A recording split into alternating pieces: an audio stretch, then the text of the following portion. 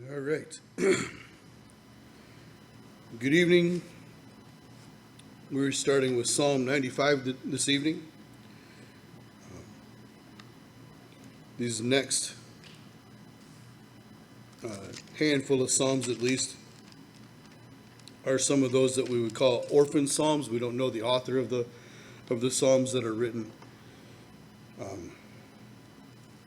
This first one, at least, seems to be, well, scholars believe it was written after the Babylonian captivity, Psalm 95.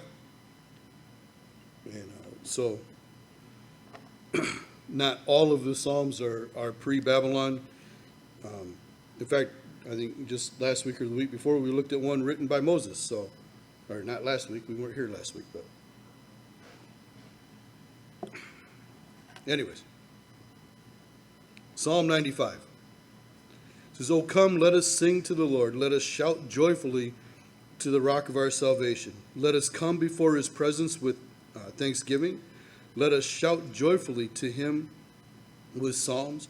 For the Lord is great, for the Lord is the great God, and the great King above all gods. In his hand are the deep places of the earth. The heights of the hills are his also. The sea is his, for he made it, and his hands formed the dry land. O come, let us worship and bow down. Let us kneel before the Lord our Maker, for he is our God, and we are the people of his pasture and the sheep of his hand. Today, if you will hear his voice, do not harden your hearts as in the rebellion, as in the day of trial in the wilderness, when your fathers tested me. They tried me though they saw my work. For 40 years I was grieved with that generation, and said, It is a people who go astray in their hearts, and they do not know my ways. So I swore in my wrath, they shall not enter my rest." All right, so there are a lot of probably familiar phrases and words in this, not just in this psalm, it'll be in the next few psalms, because they're really focused on worship and worshiping God. We'll find out that to worship God is not a suggestion, it's a command. We're supposed to worship him. I looked up some things about what the church thinks worship means, or what the teachings of the day. Much of it centers around music and what to do during a worship service, even what you should say. I couldn't believe this. 4 things to say to start your worship service off or to pray. 4 or 5 things to say or pray during the songs or in between songs. So they have formulas now of how you should do this. And while, a plan is not necessarily a bad thing, to say that there's formulas, that there are 4 things that you should say or pray before you start your worship service, just seems a little too manipulative. It seems more people-oriented than it is God-oriented.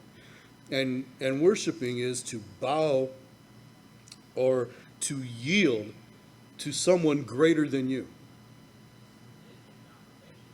Right, to have the formulas is religion and not relationship. You're just creating, in an effort to get away from traditions, you're creating more to kind of divert. And so it's the same principle, it's the same thing, it's just a different package, a different wrapping on the package, I guess.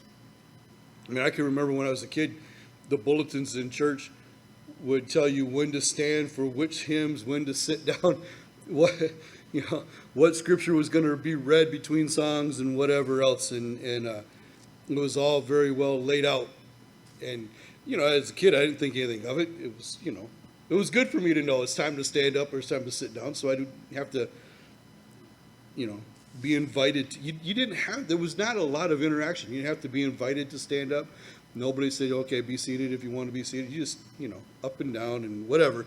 Anyways, it was all very traditional and very regimented, and so I don't know, it just seems like it's a different package on the same thing to me, that you have formulas for that. And while worship includes music, Um, there's a little difference between worship and praise, and music probably belongs more in the praise category. It's a part of that. But worship is really to just bow and we'll get into this more, but to submit.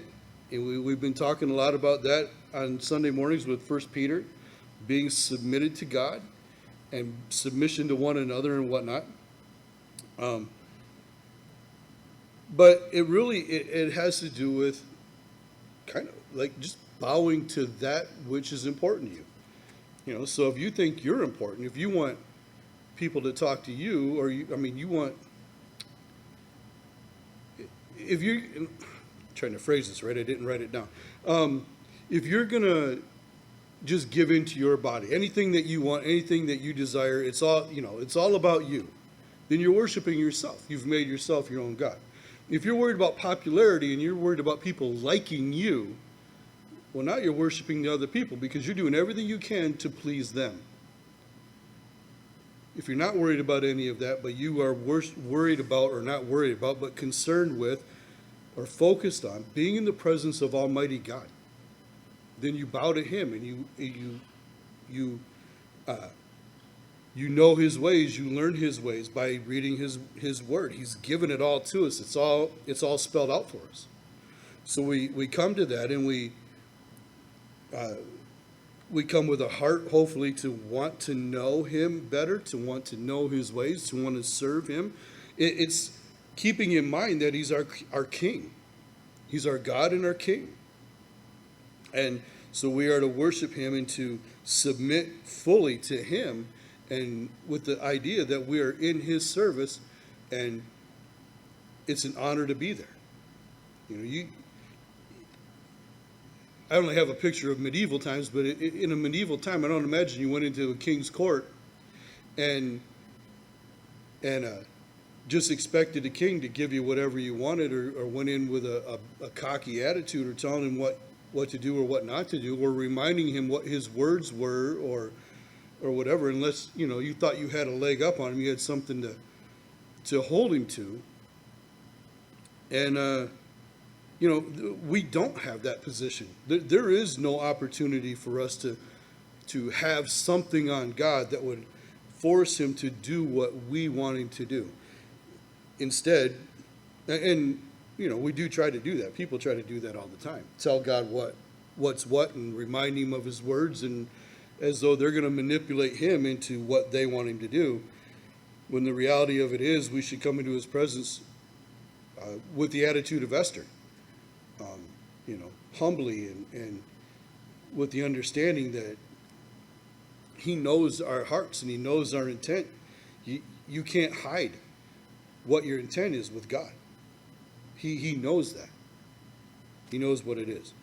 So, again, there'll be some familiar words in these verses, in these next few Psalms, and it's no wonder. It's pretty easy to. If you're a songwriter, I would imagine, I'm just imagining here, I'm not a songwriter, so I don't know for sure, but because of so many songs that we do sing in worship from as far back as I can remember to today that come out of these handful of psalms here, these worship songs, one person called them the kingdom psalms. So many songs have their foundation in these.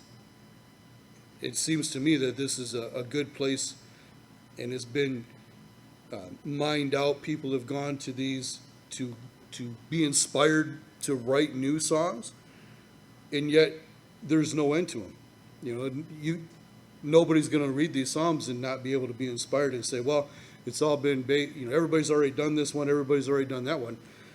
They're still doing it. And that just speaks to the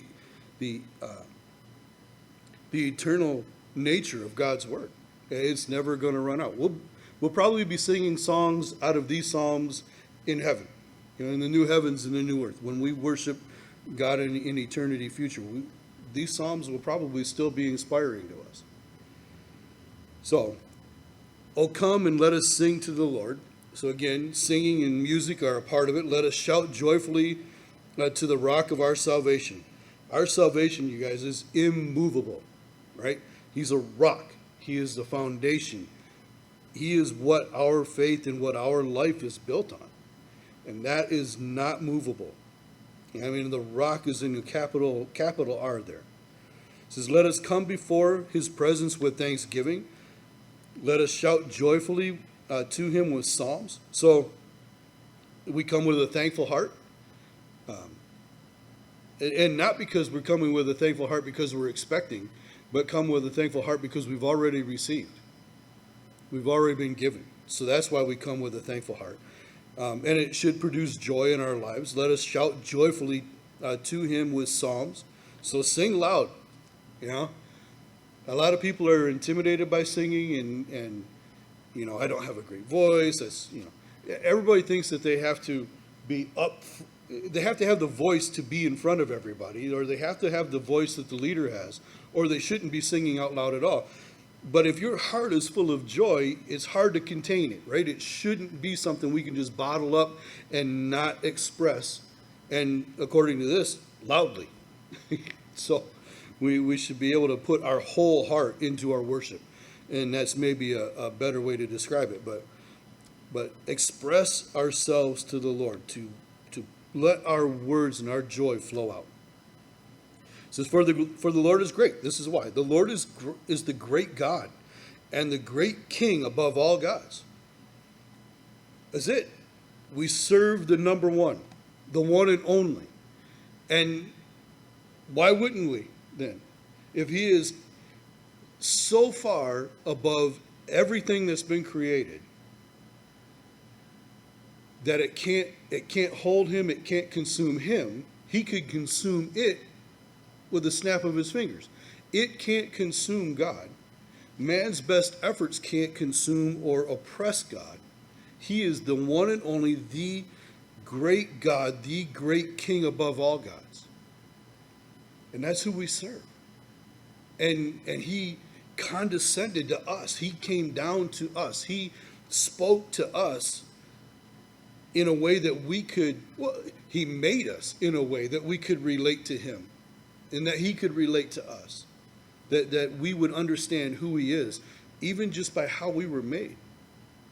And I can't even, honestly, we could try to give all the examples and whatever else, but when you start trying to explain how you're created and how it relates to God, you can't explain everything. There's no way to explain the whole thing. So it should overwhelm you when you think about that. He's a great God and the great King above all gods. In his hand are the deep places of the earth. The heights of the hills are his also. The sea is his, for he made it, and his hands formed the dry land. And so we think of that, all of creation, what we see, and how he could have made it. We get a picture of his hands, you know, like a person making something out of clay, a potter or whatever, and what they do with their fingers and the pressures that they put in certain places, or somebody who's chiseling rock, sculpting and that kind of thing. And so we have this idea about all of that. But then you think about this, it's not just limited to earth. This happened in everything of his creation, as far and farther probably than we're able to see. His hands formed it all. He formed it all. Which, again, he is chosen to interact with us and with the creation that everybody can see. You know, you don't have to get on a huge telescope and look out into space to see the most fabulous thing that he's ever created. He created this in a fashion that could please everybody. Everybody should be able to look at creation and find pleasure in it and find joy when we look at it, because we know that the Creator made it. But then he took us, formed us into his image and his likeness, and put us here. And he created this place for us. Now, we've done our best to tear it apart and tear it up. And, you know, don't take me, if you know me at all, you know I'm not one of these you know, we're burning it all up and we're tearing it all apart completely and we're destroying the earth. But we've done our best. We've polluted an awful lot. We've destroyed an awful lot. But overall, I think we still do a fairly decent job of stewardship of this place. For the number of people who are here, for the number of people who would destroy it if they could. But the wickedness of our hearts, we create weapons of war and that kind of thing. And we could annihilate this planet many times over if we wanted to. And there probably are those who would be willing to do that, just, to say they won. But it's ridiculous to even think that. But anyways, stay on the good side of this. God has made this a place for us to interact with him, for him to interact with us, and it's perfect for us. Verse 6, "Oh, come, let us worship and bow down. Let us kneel before the Lord our God, or the Lord our Maker." Obviously, you know that there's a song based on this verse because I can barely read it right. But anyways, "Let us kneel before the Lord our Maker, for he is our God, and we are the people of his pasture and the sheep of his hand." That almost seems a little backwards, doesn't it? We're the people of his pasture and the sheep of his hand, rather than the sheep of his pasture and the people of his hand. I don't know why the psalmist wrote it that way. But it's a different way to relate to God, isn't it? To see that we're an awful lot like sheep. I think is all he's saying. He may have been looking out at a pasture when he wrote this, and said, watching shepherds wrestle with sheep, trying to get them to go where they wanted them to go. They're trying to keep them from going where the sheep wanted to go.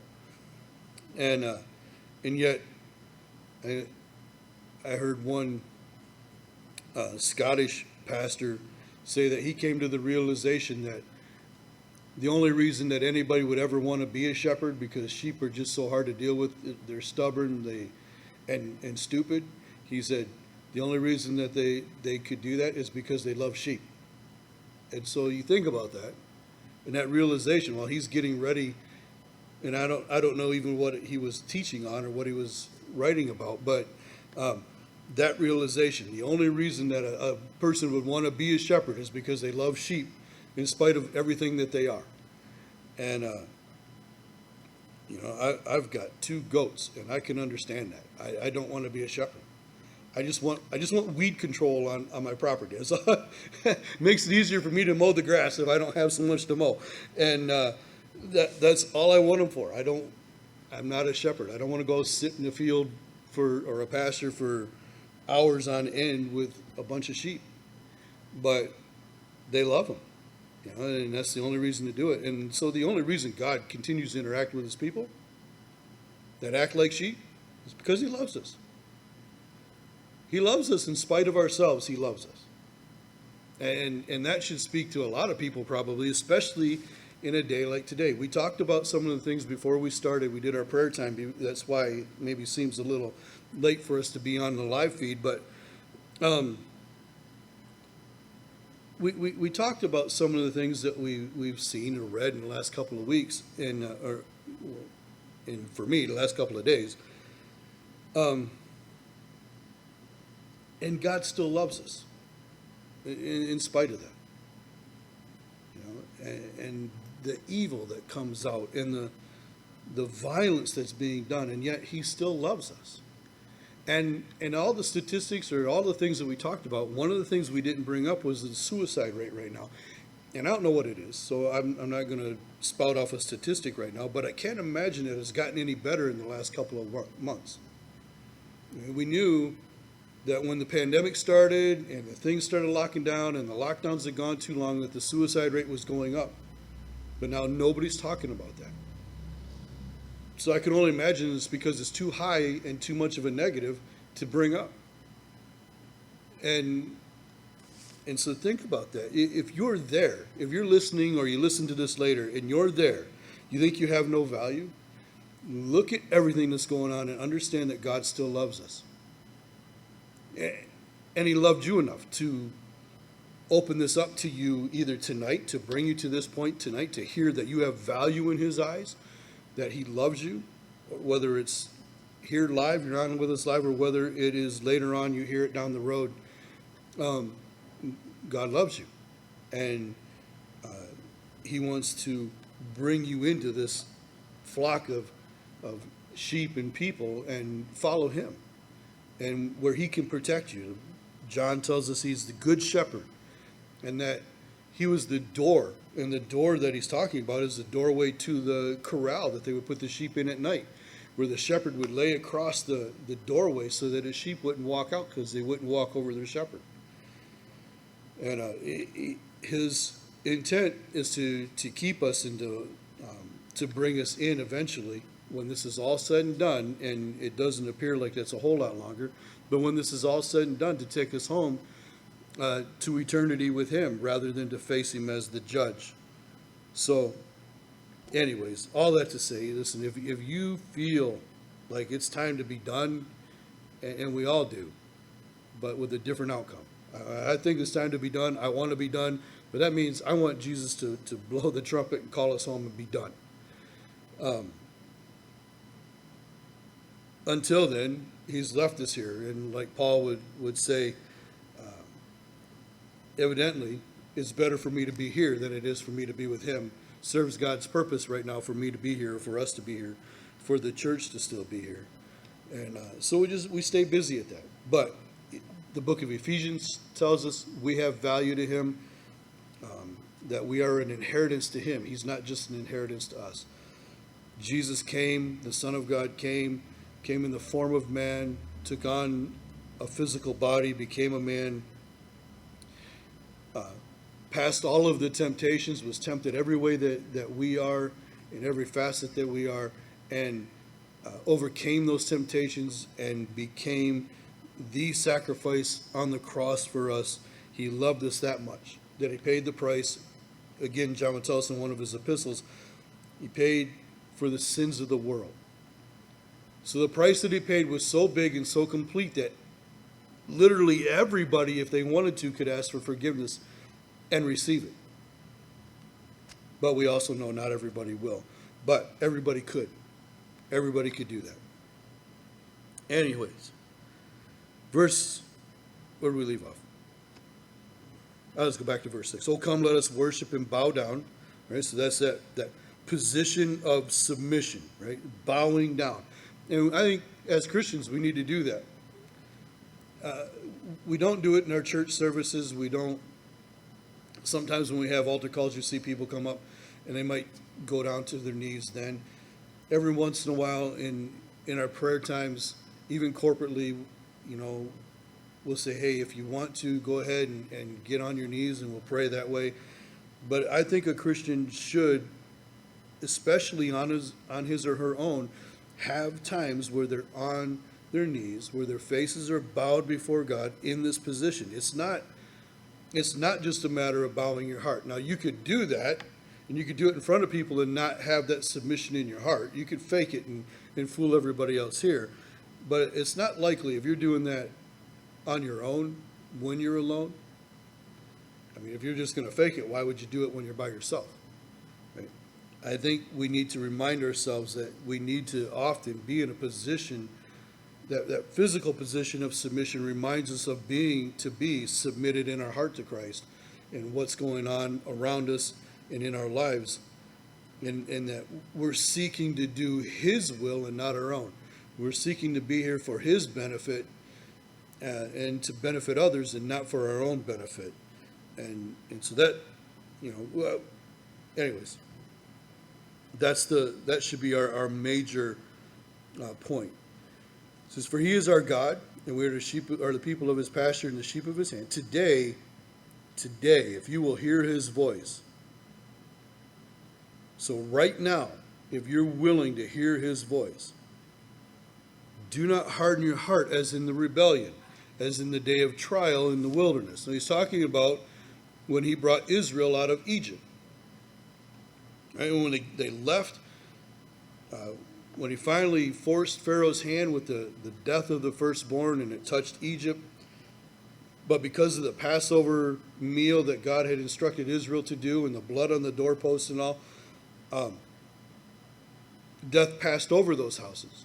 And it was such a big blow to Egypt that finally Pharaoh said, leave, and they left. And then they get to the Red Sea, and Pharaoh decides, hey, as they leave, Pharaoh decides, no, I need to stop them and bring them back. And he goes after them with an army. God protects them during that time. As they get to the Red Sea and they think they're trapped, God moves between the armies of Egypt and Israel. And then he separates the Red Sea in front of them and makes a way for them to go through the Red Sea on dry ground. They get to the other side. God gets out of Pharaoh's way and lets him run into the sea to try to catch Israel. And as the army comes in, closes down on them. So they've seen that. They've seen their enemies annihilated. They've seen God provide for them. And after a certain amount of time, they get to the promised land, and God has said, this is yours. It's all set. There's cities in here you haven't built. The land is flowing with milk and honey. You're going to be well provided for. I've provided it by the hand of my enemies, all for you. All you got to do is go in and take possession of the land, and I'll drive the enemies out. And instead, they say, well, let's send some spies in and check and make sure this is really real. So they send 12 spies in, and when they come back, only Joshua and Caleb say, yeah, let's go.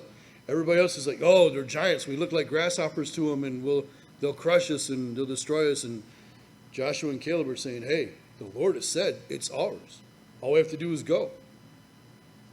And so they want to stone Joshua and Caleb. They're turning on them. And finally, God just says, that's it. If you won't go, you won't go. I'm done with this generation.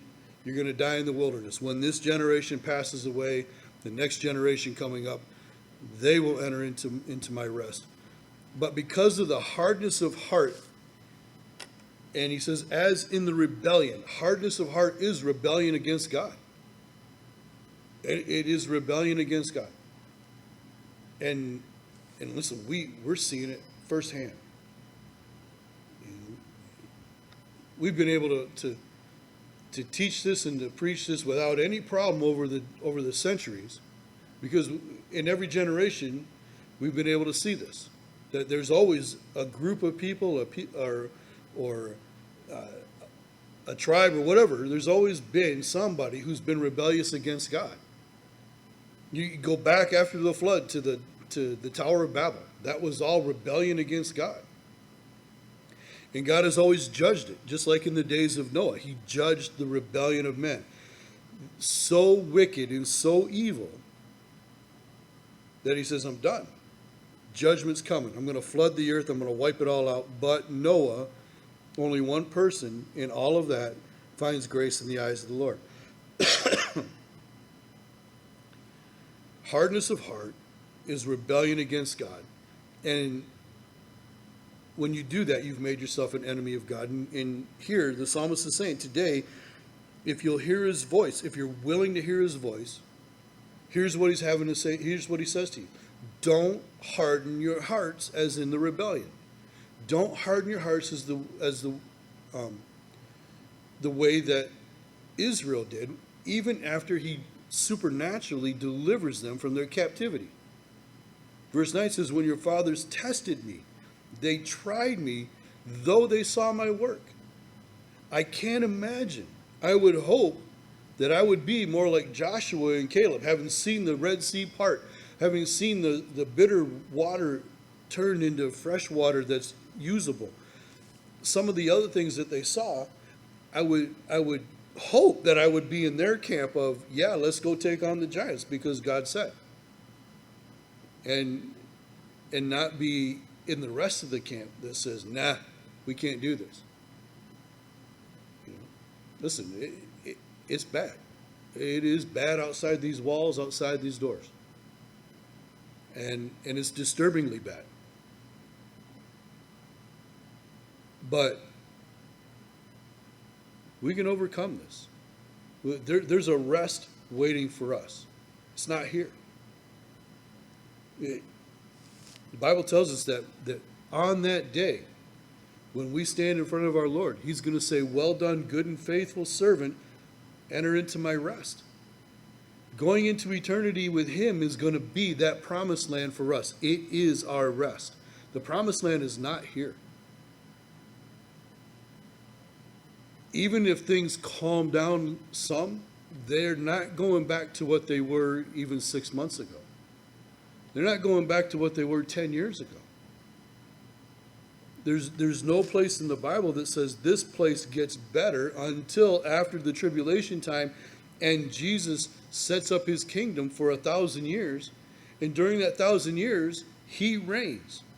But there are some descriptions of that reign as being with an iron fist or with a rod of iron, where there's going to be correction during that time, and it'll be hard and harsh. And it's not going to be all just, sunshine and cupcakes during the 1,000-year reign. There's going to be rules. He's going to reign as king. But even then, after being in his presence, and for sure experiencing the kindness of the Lord, watching our earth being restored, our place that we live in now, being restored, being healed, even the earth itself being healed from what we've done to it with wars and pollution and all. Even with that, at the end of that 1,000 years, there is a rebellion that comes, a mass rebellion against God. Even then. So this is not about this place becoming better, and then Jesus will come back. If there was any inkling in your heart that could happen, that we could, go with the kingdom now, the kingdom ideology of restoring the earth, it has to have been shattered by now. Everything that we see happening is falling in line with Bible prophecy of the last days. Literally. Anything we see of a kingdom with God, a kingdom with the Messiah, with Jesus, a kingdom on this earth that will be good and be glorious, it's that 1,000-year reign. It's that. But until that starts, man, there is rebellion upon rebellion upon rebellion, and people's hearts will only get harder and harder until he says, that's it. And he takes the church out. For 7 years, it goes back to Israel, and that's the tribulation time. God's focus is on Israel. There will be many saints during the tribulation time, but that is lose your life for real. That's an innumerable number you see in the book of Revelation of those who have lost their heads during the tribulation time for rejecting the Antichrist and accepting Christ. That's what you have to look forward to. If you harden your heart, just don't. That's what the psalmist is saying. Today, right now, if you will hear his voice, this is what he has to say. Don't harden your heart. Don't be like the Israelites of old. Don't be like that. Don't test God. Don't try him to see if he is a judge or whether he'll bring calamity. Don't do that. They tried even though they saw his work. For 40 years, he says, I was grieved with that generation. For 40 years.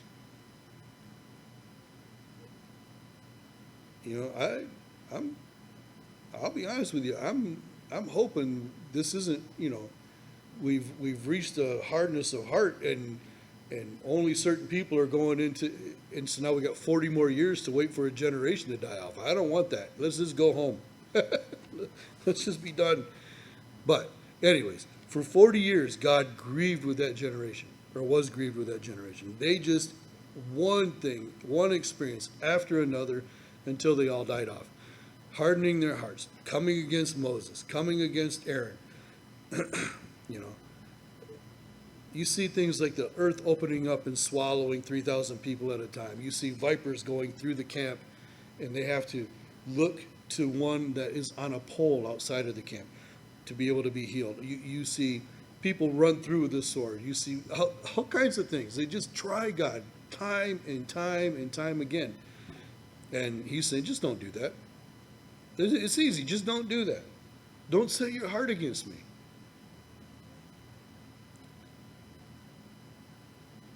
So he was grieved with that generation and said, it is a people who go astray in their hearts. And that is always, we've talked about this before, sin begins in the heart. James even says that desire conceived in the mind or in the heart breeds until it gives birth to sin, and sin brings death. It's always a matter of the heart first. Jesus said that, you've heard it said, you shall not murder, you shall not kill, but I tell you that if you have anger in your heart against your brother, you're already guilty of murder. So if you've already gone there in your head, if you've already gone there in your heart, you're already guilty. We are guilty of sin before we participate in it, because it's in our heart. That's where the change has to take place. So this is a people, that was a people that went astray in their heart, and they do not know my ways. So I swore in my wrath, they shall not enter my rest. You don't want to experience the wrath of God. You don't. This pandemic that we have right now, nothing compared to what's coming in the tribulation time. Absolutely not even a shadow of it. This is maybe a little flicker of it. The way that they could use this and manipulate it and crash economies of the world and try to reset the world and whatever else. And they're trying to reset it into communism. And they're not even making any claims against that. There's no intention of free people anywhere. But what's going on now is nothing compared to what will happen then.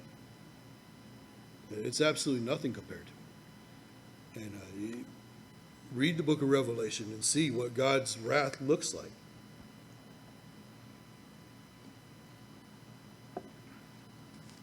So Psalm 96 says, "Oh, sing to the Lord a new song. Sing to the Lord, all you earth. Sing to the Lord, bless his name. Proclaim the good news of his salvation from day to day. Declare his glory among the nations, his wonders among his all peoples." All right, so again, we're still in the mind of worship. Oh, sing to the Lord. Again, a new song, right? Sing a new song. Sing a lot. Don't just sing the same old songs over and over. I mean, you can do that. Obviously, you want if the old songs really meant something to you, then for sure. But is it a new song? So like it's like every morning, wake up refreshed in the Lord. Wake up ready to see, in your heart, ready to see what God's going to do for you. Wake up with the mindset that you're going to worship God. Sing to the Lord, all the earth. This is a command. All right? Worship, like I said in the beginning, worship is a command. All of these are commands. Right? Sing to the Lord a new song. Sing to the Lord, all the earth. Sing to the Lord, bless his name. Proclaim the good news of his salvation day to day. Be the herald of God. Be the witness of God. Listen to everyone around me. They should know that I'm a believer. It's kind of been the mantra of us here, especially in the last few months, and especially going through 1 Peter. The Christian life should be obviously different from everyone around them. And they don't make it hard. It's not hard to be different. It's not hard to stand out, other than we're wrestling with things in our own hearts, right? That's where it kind of gets muddied up and we end up looking like them. If we don't overcome our own desires to speak evil or to return fire, if we can't speak love to somebody who's spewing hate, we're gonna return hate for hate. Because we'll be honest, they get to us every once in a while, right? Probably more than every once in a while, but it gets to us. We can only take so much. And if we're not remembering the Lord in those moments, we're not going to fare well. We're going to fail. But we go back, we ask for forgiveness, and he is ready to use us the next day or the next moment. So bless his name. So worship your God, bless his name, proclaim the good news of his salvation. Be my witness. Declare his glory among the nations, his wonders among all peoples. And you're thinking, How do I do that? I mean, among the nations and all peoples, I'm lucky to talk to 10 people in a day. That's enough, right? Talk to those 10 people. But you don't know when you're going to be in front of a politician. You don't know when you're going to be in another land and get called into their leaders' offices. You know, I've heard over and over stories of missionaries who are in a place and, you know, maybe on the same level as a governor or a mayor, or maybe on the level of a president of the nation. They find out that they're there, an American's there on their soil, there to come and to work with the people and to encourage the people and to build them up, and that they'll call them in to their offices. And they'll even, you know, if there's a big event, they'll put them in a place of prominence. And the missionary's going, what? I just came to tell some kids about Jesus. I just came, you know, to teach a group of people. I'm only here for a couple of days. This wasn't even a long-term mission trip. Or I'm here to teach people about Jesus and help them grow their farms and do, you know, whatever you're there for. And now I find myself in a place that our own politicians are in. And I'm representing my country and I'm representing God. So we just don't know. We don't know when it's going to happen. But it could. It could happen that you end up in somebody's office. Maybe it's for another totally different reason, but you end up in somebody's office giving honor to God. Declare his glory among the nations and his wonders among all peoples. So part of our worship, and really the majority of our worship, because it's worship, right? It's not, you know, I have my favorite song so I can be blessed. It's I'm singing with my heart toward God to bless him. Because he likes to hear it. He likes to hear his people. It says, for the Lord is great and greatly to be praised. He is to be feared above all gods. We don't like that. We don't like that God needs to be feared, but he does. We need to have that reverence for him that says, hey, I'm going to stand in front of him one of these days and give an account for what I did with what he's given me. And so I need to keep my mind focused, need to keep my heart focused on him and not myself. It says, for all the gods of the peoples are idols, but the Lord made the heavens. Honor and majesty are before him. Strength and beauty are in his sanctuary. And so all the gods of the peoples are idols. In other words, all the gods of the people were made by the people. So how do you make something and then call it your God? I don't get that. You know, you're going to fashion some stone, or you're going to fashion some chunk of wood, and then you're going to call it your God. You hammer a piece of metal, and then that's your God. They've even got already the AI things, the artificial intelligence robots, that are leading church services. And they're worshiping those things. Oh, come on. Don't do that. Don't even go there. It doesn't make sense. It really doesn't make sense for this. For all the gods, for all the gods of the peoples are idols. The things that the people have made, everything's small g there, right? It's all small. But the Lord made the heavens. He made the heavens. He made the tree that you took the chunk of wood from and fashioned your own idol out of. Doesn't make any sense. It says, but the Lord made the heavens. Honor and majesty are before him. You know what I have never heard anybody describe in a temple of a false god, whether it's ancient or modern day, and I don't think I've ever heard even anybody new agey that goes on one of their little trips or whatever they go on, ever say in the description of their gods or their spirit guides or whatever, that they are full or of honor and majesty. it's always chaos. It's always self-indulgence. It's why there was so much sexual immorality involved in idol worship. And even now, even modern day, and it's chaos and it's riotous. We talked about that 2 weeks ago. It's riotous behavior. It's frenzied behavior. When the reality of it is true honor and majesty of God will cause us to be in awe to the point where we won't even be able to move. We won't do anything but go to the ground on our face. We will willingly go into that position of submitting to Him, and we won't be able to get low enough fast enough. So, strength and beauty are in His sanctuary.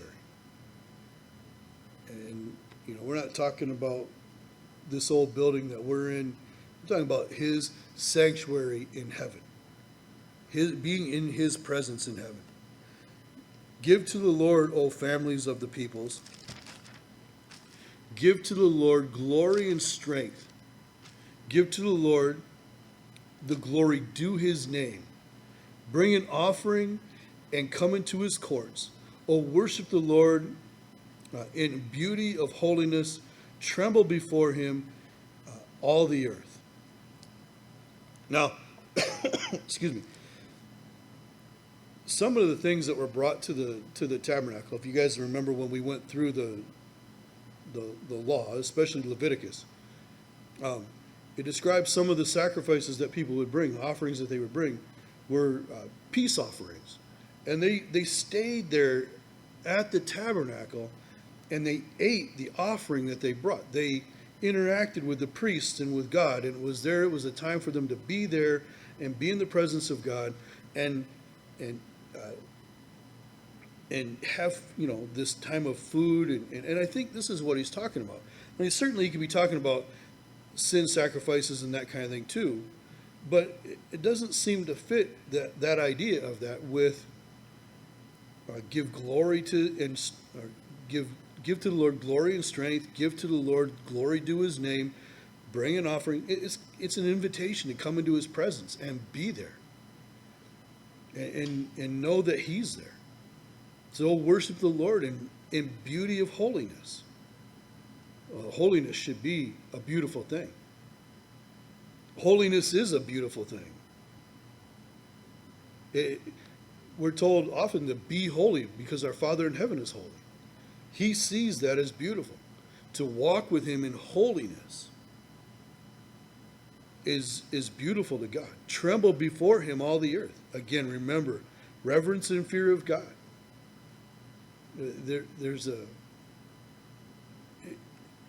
In my worship experience with God, there are times when I am overwhelmed, when I might cry, when I might feel relief, I might feel renewed. But there have been times, and it's usually those times when it's just me, where you sense the presence of God, and it'll cause you to tremble. It's so deeply moving that He would be there, that He would make Himself known, that you're afraid to move. You don't just carry on. You don't keep yelling. You don't run around. You are quiet. You are afraid to move, and I think this kind of tremble. It's okay to be in the presence of God. Is that overwhelming? I think sometimes we read the stories of Moses going up on the mountain or going into the tabernacle, and he spoke with God, and or Abraham being a friend of God, and we think that these guys never had overwhelming experiences with God, or that it just became so second nature that they just lost their fear of God, and they just went whenever they wanted to go and did whatever they wanted to do, and just talked to Him like they were good old buddies. And that was never the case. I don't believe that was ever the case with those guys. Yes, Abraham's called a friend of God. David was called a man after God's own heart. And they had the freedom, we can see in some of their writings, to say what they wanted to say.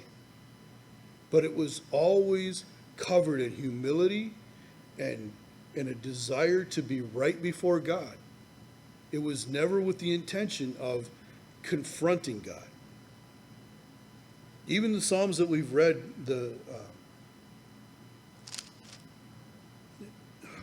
can't remember the name now. But anyways, the Asaph, or the Psalms of Asaph, when many of them were like, Lord, how long are you going to let the wicked, prosper? How long are you going to let the wicked carry on? Even that, I don't believe was done, some out of frustration, but we saw there was woven in that the realization of who God is, and a right heart before God. And so there was even fear of even bringing some of that out. There was a humility when it was brought.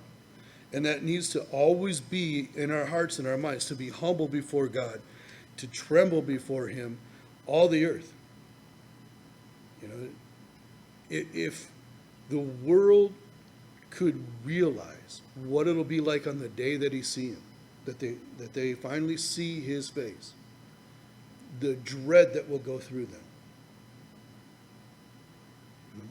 I think we'll have the fear of God, and we'll have the humility of God. But I kind of see that day, because we're told in the New Testament, every knee will bow, every tongue will confess that Jesus Christ is Lord of all, to the glory of God the Father.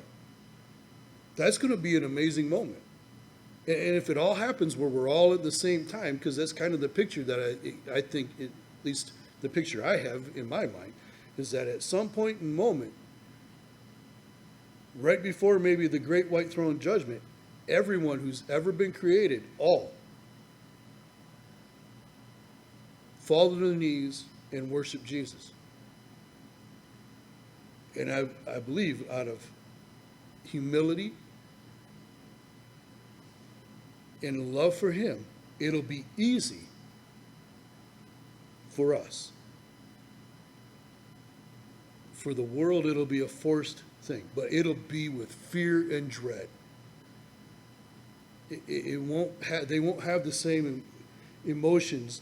It won't be the same kind of fear that we have. It won't be a fear of reverence necessarily. It's going to be a fear of dread, like destruction, or like wrath is about ready to come out and be poured on, and that's what they're going to experience.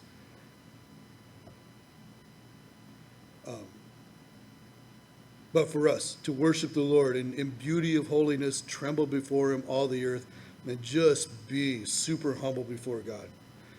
Say among the nations, the Lord reigns. The world also is firmly established.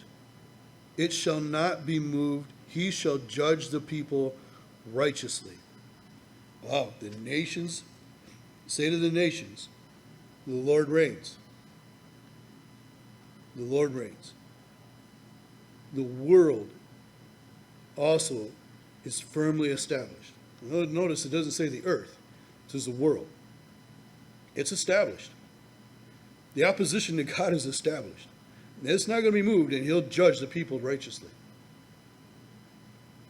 Nothing that's been established by God, nothing that's been established, period, is going to move until God says it can move. He is in control always, and he will judge the people righteously. It'll be a right judgment. There'll be no opportunity for argument. There'll be no ability for argument. It'll be a righteous judgment. Let the heavens rejoice, let the earth be glad, let the sea roar and all its fullness. Let the field be joyful and all that is in it. Then all the trees of the woods will rejoice before the Lord. For he is coming to judge the earth. He shall judge the world with righteousness and the peoples with his truth. So let the heavens rejoice. Let the earth be glad. I'm working out in the fields with those kids, with the corn, and we just had this field today where we got out to the end of it, and when you looked out beyond where we were at, it was all these rolling hills, and it was just beautiful for me. And Nick had some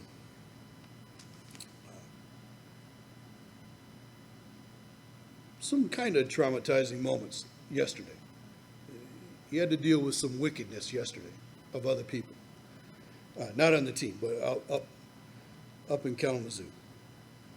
And so he was shook pretty hard last night when he came home. To see it face to face and have to deal with it himself for a moment until his mom got there. And I asked him, just a moment today. I said, this let you know that God is still in control of everything. I know what you had to deal with yesterday was ugly, but look at this for just a moment. Just look. And he's showing us right now. He's still here.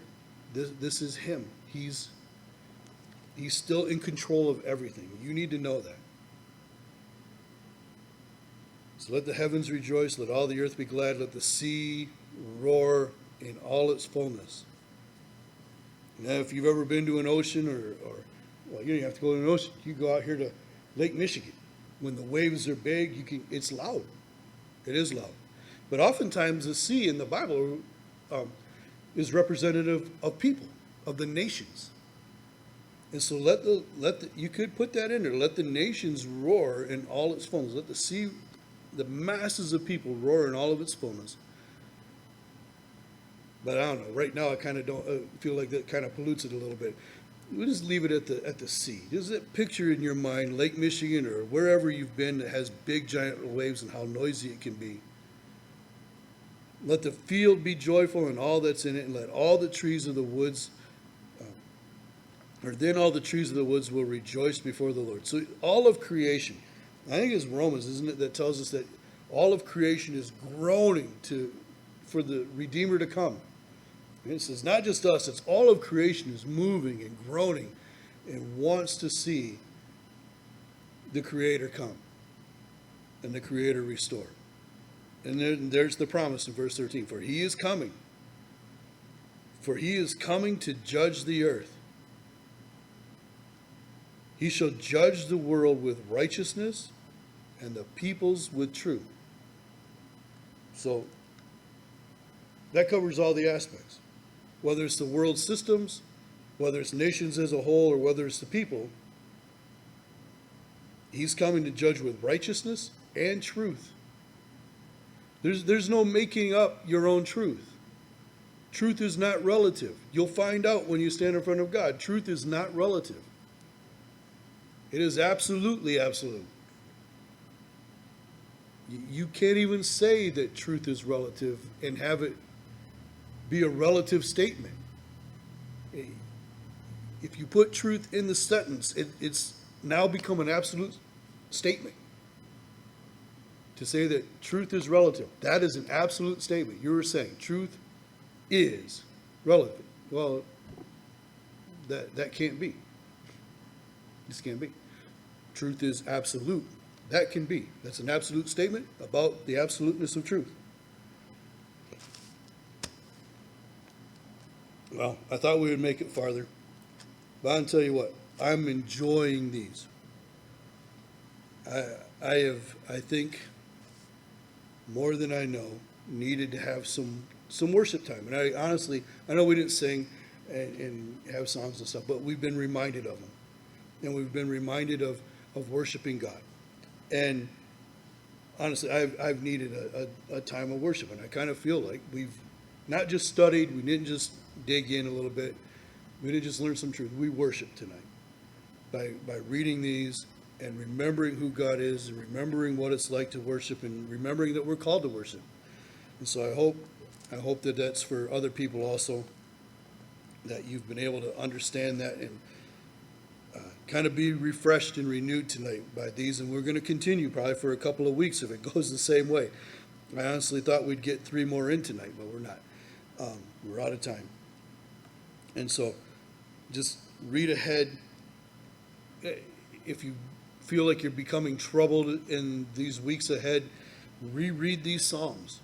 It reminds us that our God is in control, and that's who we worship. And I mean, that's the simplified version of the whole thing. But, man, beautiful, awesome, humbling experience to be in the presence of God and to be in His Word. And I'm very thankful for these times. And anyways, let's pray and we'll go for the night. Father, thank you for your words of encouragement tonight, drawing us into a time to worship you. And Lord, to be able to do this and still, without music, without instruments, without choirs, without worship bands, to be able to read your words and humble ourselves in that, and humble ourselves in the understanding of it to the point where it has been like worship tonight. It has been worship tonight, I hope. That not just here, but everybody who hears these words, Lord, is right now humbling themselves before you. Lord, confessing sin and asking for forgiveness and embracing your grace and mercy and acknowledging you as the creator of all things and being able to open our eyes and look out and see what you have made to bring us some pleasure, but to bring us to a point where even your creation points back to you, Lord. It speaks of your holiness and your righteousness and your grace and mercy. And Lord, if we've contributed in any way to the evil that goes on around us, I pray that you would forgive us. And Lord, cleanse our hearts. Bring our minds back to worshiping you in all things and at all times. In Jesus' name, amen.